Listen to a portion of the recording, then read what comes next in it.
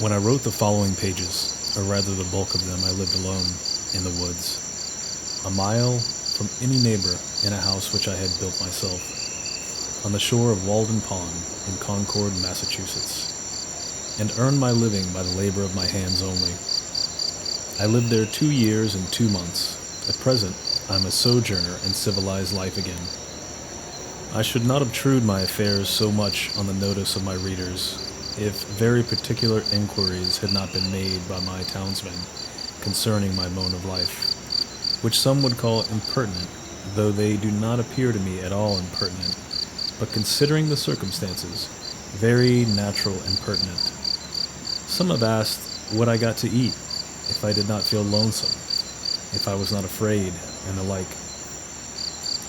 Others have been curious to learn what portion of my income I devoted to charitable purposes, and some who have large families, how many poor children I have maintained. I will therefore ask those of my readers who feel no particular interest in me to pardon me if I undertake to answer some of these questions in this book. In most books, the I, or first person, is omitted. In this, it will be retained, that in respect to egotism is the main difference. We commonly do not remember that it is, after all, always the first person that is speaking. I should not talk so much about myself if there were anybody else whom I knew as well. Unfortunately, I am confined to this theme by the narrowness of my experience. Moreover, I on my side require of every writer, first or last, a simple and sincere account of his own life, and not merely what he has heard of other men's lives. Some such account as he would send his kindred from a distant land. For if he has lived sincerely, it must have been in a distant land to me. Perhaps these pages are more particularly addressed to poor students. As for the rest of my readers, they will accept such portions as apply to them. I trust that none will stretch the seams in putting on the coat, for it may do good service to him when it fits.